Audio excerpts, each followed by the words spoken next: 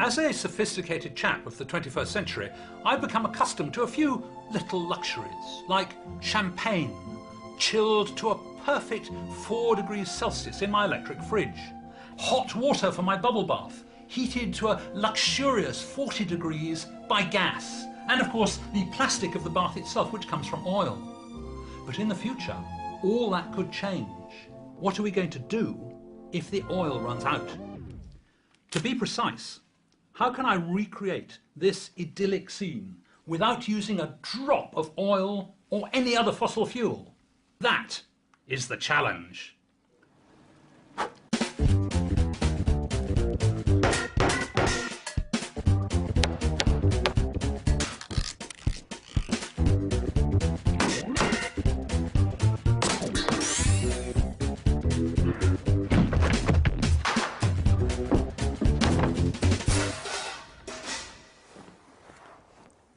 So, my challenge, thank you very much. I should hope so too.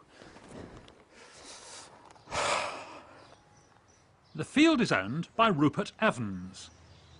Rupert, you're an enthusiastic sort of engineer and energy conservator. What on earth are you doing in the backwaters of Cornwall? I'm a farmer, actually. Oh. Yes. My father came down here because he wanted to be self-sufficient after the war, and there was no electricity around here, so the obvious thing to do was to look for a watermill.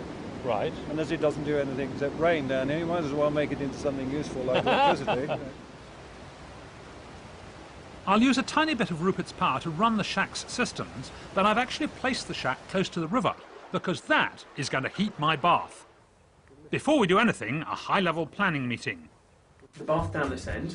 Okay, so the bathroom at this end. The bath is at this end. That's where Dirt's what's going on. So we need to be able to reach the champagne. So if we put the champagne, say here, if we put a little shelf in there, we'll put the champagne bucket there.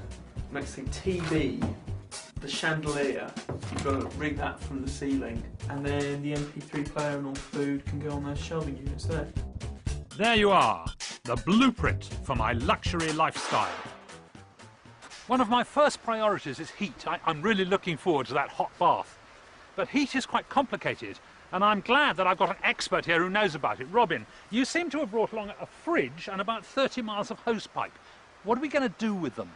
Well, the hose pipe we're going to put in the stream flowing past us at the back of the field here. Right. And we're going to use it. It's a renewable energy collector, and we're going to collect a large quantity of low temperature heat that's flowing past us here. But it's cold. That's right. That's where the refrigerator comes in. So, let's get this straight. Robin is planning to get heat out of a cold river using a fridge. This has to go in the river, yeah? First task, get the hose pipe down to the river.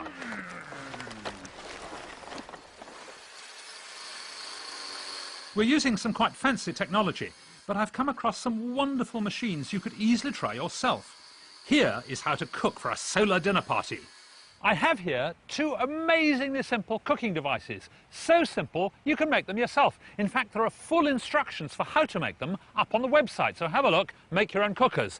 This one is a sausage sizzler. You'll see there's a piece of reflective card here, bent into the shape of a parabola and kept there in this cardboard box. And that means that all the rays of the sun that fall in the box are focused onto that hapless sausage in the middle. Now, the temperature of the air is about 15 degrees, and the temperature of the sausage is 35. Well, in this weak November sunshine, I don't think I'll actually get it sizzling. But come the summer, I'm going to have these all over my patio, and we'll have wonderful barbecues. And this one's even simpler. Take one pizza delivery box, cut a flap in the lid, line inside a flap with reflective card, double glaze the opening with 2 sheets of clear plastic. Now direct the sun's rays into the box using the mirror. And that's it. And do you know we got the box inside up to 107 degrees Celsius, over boiling point. You could poach an egg in there, you could poach a lovely piece of salmon. Fantastic. Some of you have already sent your solar cooking results to the website, and I'll be checking them out later.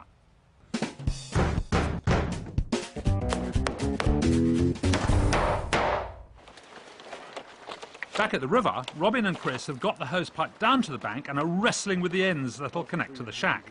This is clearly going to take some time. To heat up the water for my bath, I'm going to extract heat out of the river by using a heat pump. Now that sounds very complicated, but actually we've all got heat pumps in our kitchens. They're called fridges.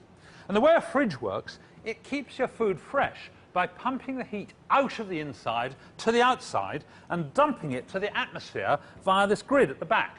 So when it's cool inside, this gets quite hot. You can feel it. In fact, be careful, because it can get very hot indeed. And that is how I'm going to heat up water for my bath. Time to investigate the power station.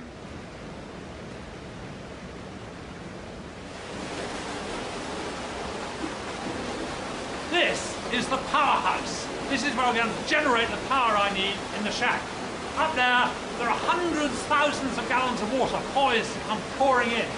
Now the first lot's going to come down this huge blue pipe, and just in there's a great propeller which will spin round and generate the electricity I need. So the electricity from the water turbine will power the motor in the fridge that heats the bath.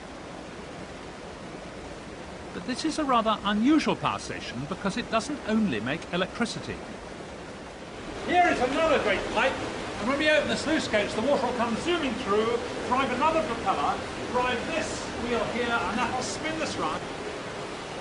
And this is an air compressor. We'll generate compressed air out of here, and we'll have pneumatic power going down to the shack.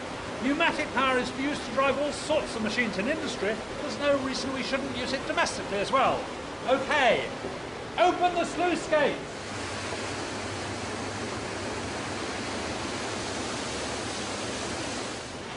Here it comes. Whoa! Hey, look, it's spinning round. There's air puffing out of there quite hard. That's terrific. Before he can chuck the pipes into the river, Robin has to fill them with water, which will circulate around, carrying heat to the shack and cold back to the river. If you buy one of these systems for your house, the pipe can be buried in the earth and will work just as well, but we haven't got time for that today.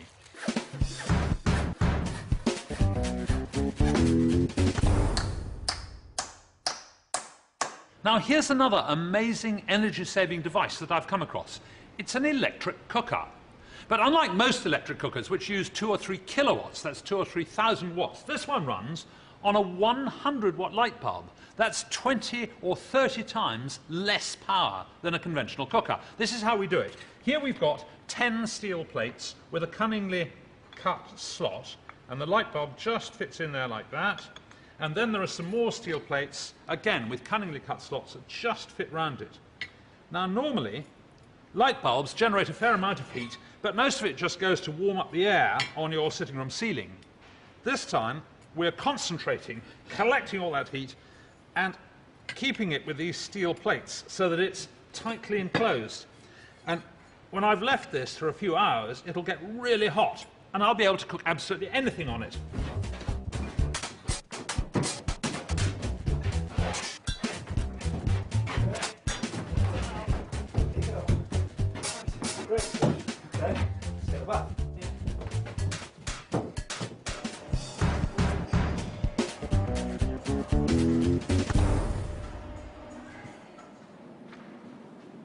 What I really want for my luxury shack is a widescreen telly, but I don't want to burn any more oil for electricity, so I'm going to try using muscle power. Oh, that's quite enough of that. I think what I need is a bit of telly. Now, if you could start pedalling, please. Luckily, I've got a fit young volunteer, Rachel, here, who's going to do all the work. And with luck, the telly will come on in just a few seconds. There we are. Terrific. We've got telly. Now, let me show you what she's doing. She's pedaling this exercise bike, and the silver wheel here is turning the orange wheel here, and this is a generator generating electricity going down these wires through a regulator, and then to an inverter here to turn it into alternating current, which is going up here to run the telly. What a handsome devil. Is it hard work? Yes. It is it? All right, well, let me give you a bit of a rest. I want to see whether I can do it. So if you'd hop off. Thank you very much indeed. That was terrific. Great. Now, I don't think I'll start with the telly, because that did look like hard work, but I think I'll start and see if I can get the light to work. Look at that! Many hands make light work. Well, many feet in this case. And it'd be nice to have a little bit of cooling fan. Oh, that feels like harder work. Maybe I have to put more juice in, but I've got a lovely blast of cool air, which feels very pleasant. Now, a light bulb uses about 50 calories an hour in food terms. A fan uses 90 calories, but the telly uses 170 calories an hour, so you'd have to eat a heavy meal for every hour you watch. There, fantastic.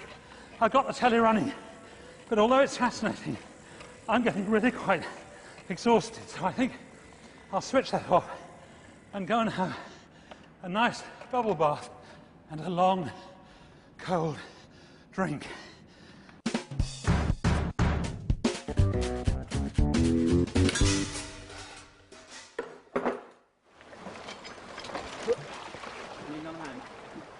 Yeah, do you want to come and push on here?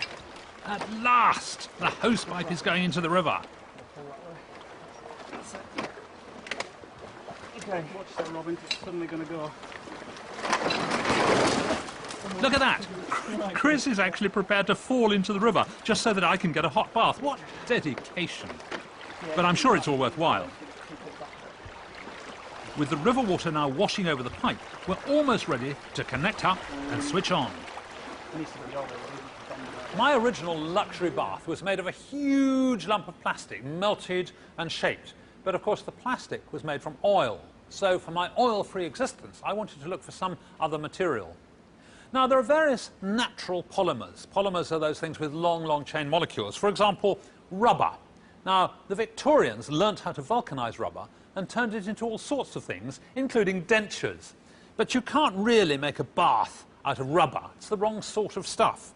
So the next thought was casein. That's the protein in milk. Now you can turn that into a plastic, but again, you can't make something as big as a bath out of it. I got excited when I learned about a new breed of biopolymers based on starch, because you can melt those and make them into simple, thin things like bottle tops. But unfortunately, if you try and make a great big thing like a bath, you can't control the temperature well enough, and it tends to caramelize because it's starch. And so it's like this. It smells and looks a bit like some of my cooking. Anyway, I decided not to give up and that I'd have to make my bath out of recycled plastic. With the recycled products, we start with yogurt cups or plastic bottles, even coffee cups. Coffee cup? You mean like these? That's right. So, could we make something out of these? You could, but you'll have to start cutting. Cutting? You mean they need to be smaller than this? A lot smaller.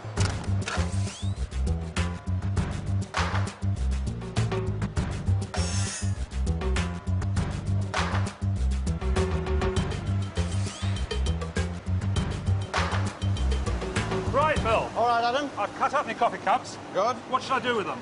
OK, if we spread them into the middle of the sheet. In the middle? Yeah, but we need a lot more than that. More than that? Yeah, and we've got another load here. If I put these in. Now we have to spread it all out, yes? Yeah. How deep? Roughly an inch. An inch deep? As evenly as possible. Right up to the edge? Yeah.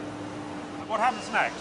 OK, we've got the aluminium sheet on top. And then the whole lot goes into the press? Goes in for a heating and high pressure cycle.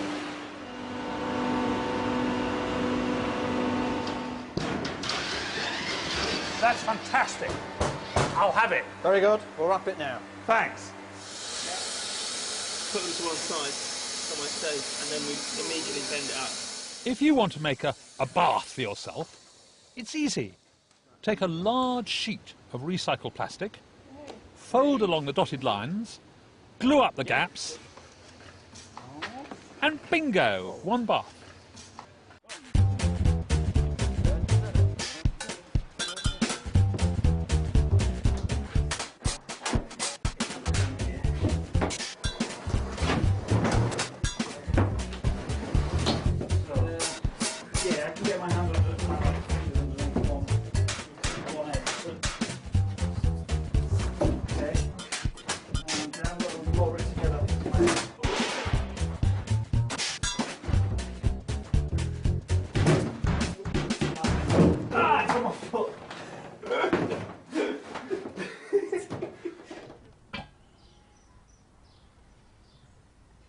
Of course, if the oil really runs out, what most people are going to be worried about is their cars. But this is one car that won't mind because it runs on this stuff, vegetable oil. Isn't that fantastic?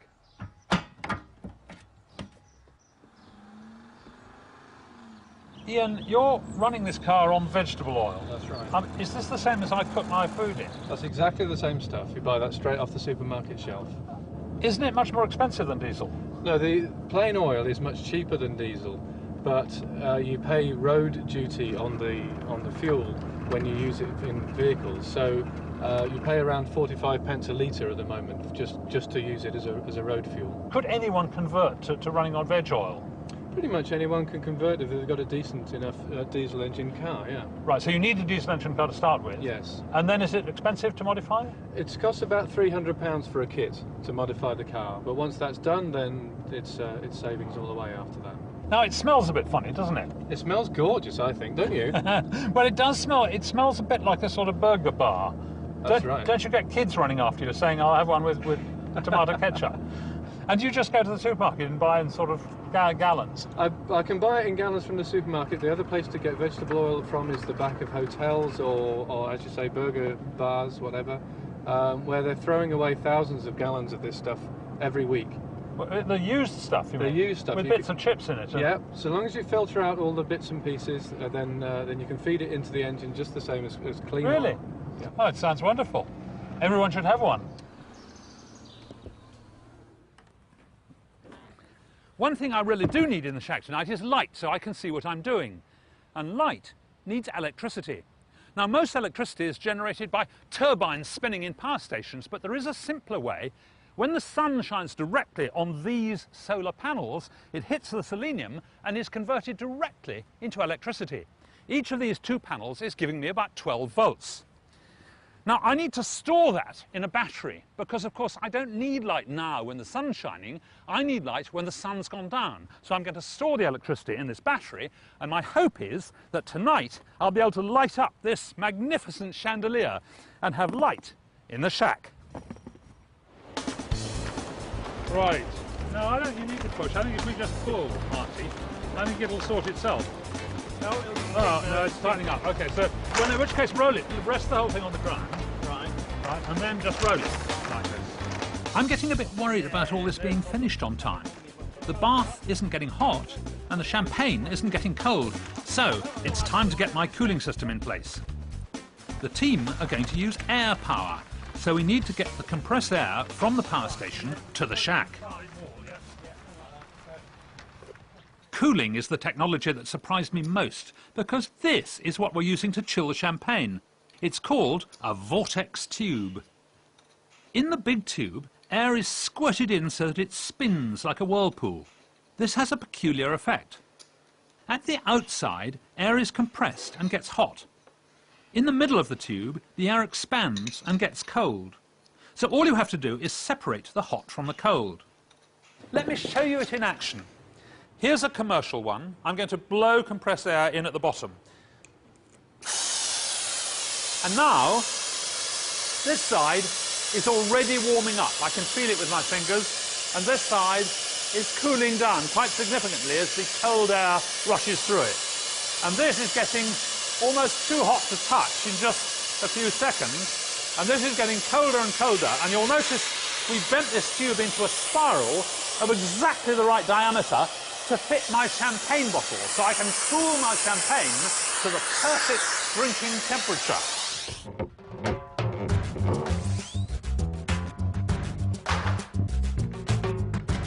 At last, something's working. Linda connects the champagne cooler to the Vortex Tube.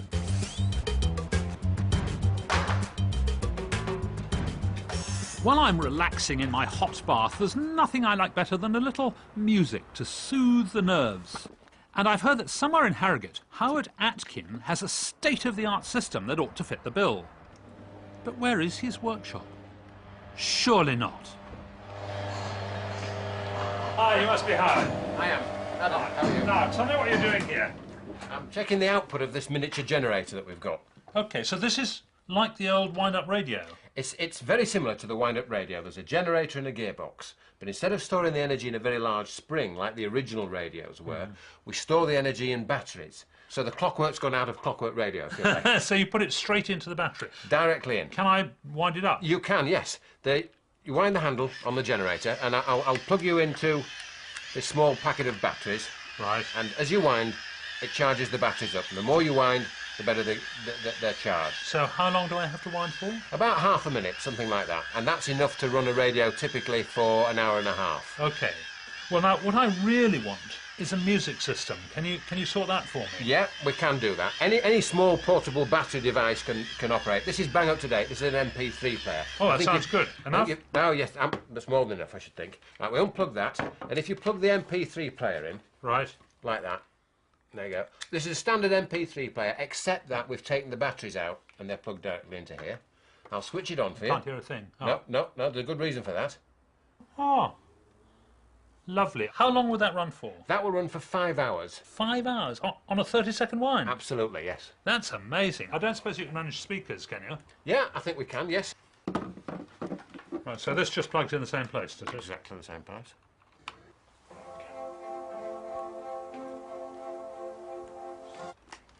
Is it OK if I take this lot for my music system? Yes, of course. Sure? Yeah. OK, well, I'll take the speakers, Okay. I'll take the player, I'll take that, and this is the precious bit, right? The winder. The winder. There you go. I'll look after that. Thanks very much indeed.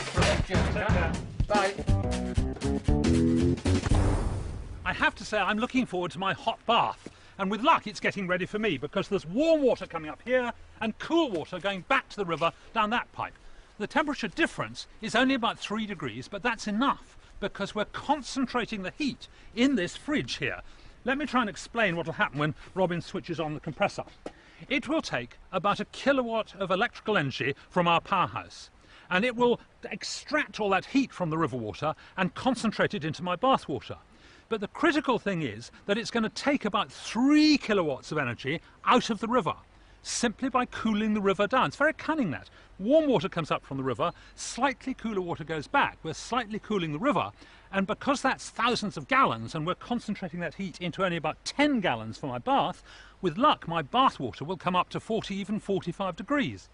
OK, the hot water comes along this insulated pipe here, this grey one, and up into the bath where it'll warm my toes, and the cooler water, when it's been used, comes back down this clear pipe to be circulated through the fridge. Meanwhile, the chaps are busy insulating it with this lovely flax material, biological material, not made from fossil fuels, to keep all that lovely heat in.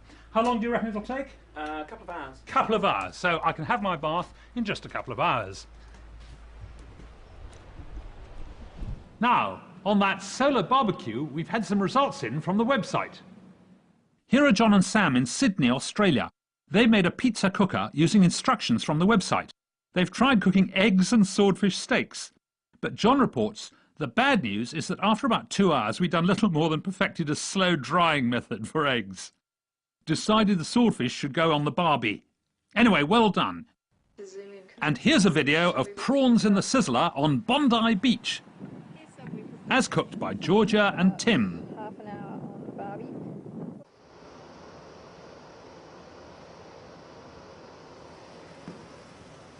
To cook my vol au vents, I thought I'd use some chemistry, and the reaction here is called the thermite reaction.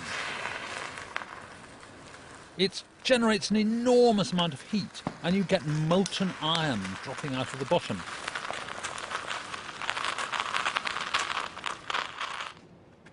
It's in fact used by people in the railway industry to mend railway lines, because it actually welds those steel lines together. And then I'm using the heat locked up in the molten iron to cook the vol au vents. Now, I wonder how my bath's getting on. Nicely insulated anyway. Let's see. Oh, hey, that's not bad. I'd like it a bit hotter than that, but it's okay. 27 degrees.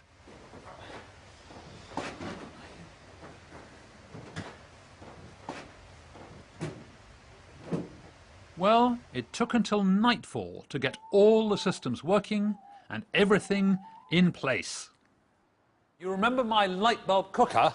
Well, it's been going for about 4 or 5 hours now, and it's cooking away beautifully. You see all this steam being generated, and I'm steaming some prawns and spring onions.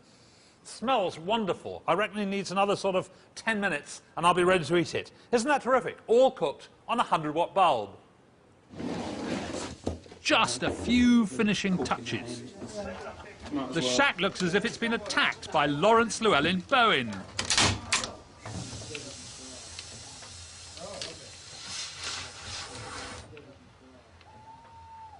Now, before I actually get into this bath, I've just got to do a couple of things. First of all, switch on my wonderful chandelier here. There, isn't that beautiful? And the next thing I have to do is to get my MP3 player going. That should do it. Okay, so we plug this in here like this. And then it's ready to roll. And now, the champagne. This tube is working wonderfully. It's really hot at this end, and this is so cold it's all frosted up. The champagne is absolutely perfect. Time to get in the bath. Ah, wow. That is wonderful. Very, very comfortable. Look, even the duck's smiling. The Science Shack team really have recreated my life of luxury. Let me take you through it. First of all, the bath. Recycled plastic, and we made the bath ourselves. Second, the hot water. It's very, very comfortable. We actually turned it off when the water got to 40 and it's probably just below that, but extremely pleasant. Just how I like it. And we got it this way by taking heat out of the river and concentrating it into the bath water. Then up here, the champagne. Nicely cooled. Look, you can see the frost forming on the outside of the bucket. It'll be perfect in there. And what's more, from that Vortex Tube, we're taking the hot air through this green and white pipe down here, into here, and making bubbles. Look, if I left it there, you can see the bubbles actually forming. And all these bubbles are being blown deliberately by hot air so that it's keeping the bath warm. Then, of course, we've warmed my food by chemistry. I've got my music playing. I wouldn't mind watching the telly, actually, but I can't pedal while I'm in the bath, so I need somebody else. Could somebody pedal? Sophia, could you pedal? Bit harder, faster. There! We got the telly as well. That's terrific. I think the time has come to open the champagne. Lovely. Lovely. Oh. Terrific. Perfect. Just right.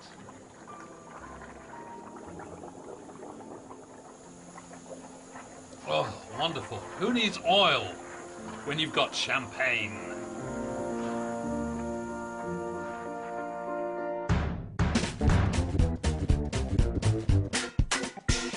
If you have a science question, a team of boffins from the Open University is standing by.